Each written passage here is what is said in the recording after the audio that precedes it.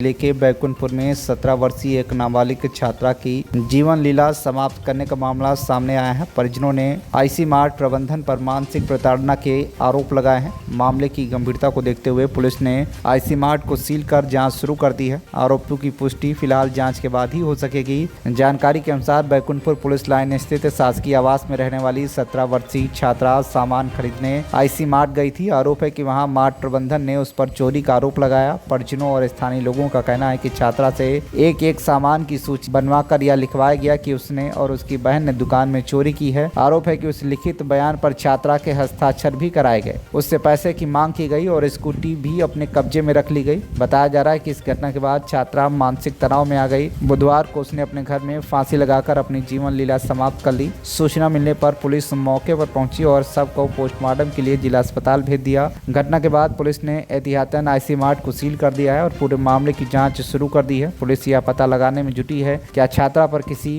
प्रकार का मानसिक दबाव बनाया गया था। फिलहाल पुलिस का कहना है कि मामले के सभी पहलुओं की निष्पक्ष जांच जारी है। श्रीनाथ सिंह, आरक्षक 126 को जो कंट्रोल रूम में पदस्थ हूँ और पुलिस लाइन के शासकीय आवास में निवास करता हूँ।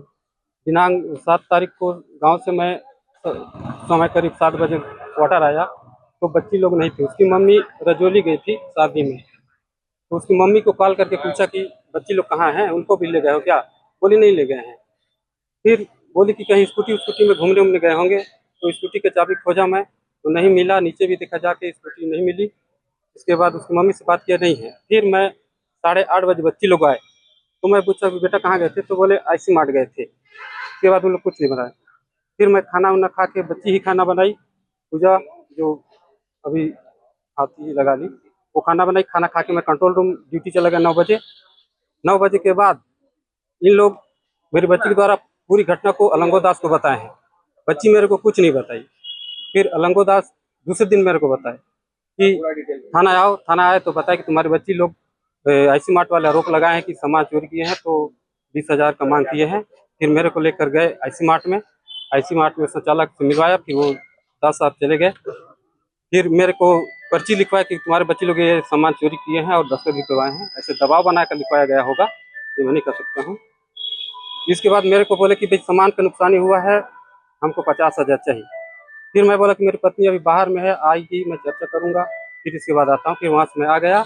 वहाँ से आने के बाद रूम आया, नहाया धोया, बच्ची पढ़ रही थी। इसके बाद लगभग 1:30 बजे आसपास मिसेज लोग फोन किए कि हम लोग बस स्टैंड आए हैं, लेने आ जाइए। तो उस समय बच्ची रूम में अकेली थी। अब मेरे को इतना आभास भी नहीं हुआ कि बच्ची कुछ गलत कदम उठा लेगी। फिर वहाँ से मैं बस स्टैंड लेने आया पत्नी को, और वहाँ से लगभग रूम में 2 बजे पहुँचा तो दरवाज़ा बंद था अंदर से। फिर अगल बगल को बुलाए, फिर दरवाज़ा को तोड़े हैं, तो फिर जाके देखे तो किचन में फांसी में लटकी हुई। आगे किस प्रकार की कार्रवाई चाहिए? आगे मैं चाहता हूँ कि कार्रवाई हो।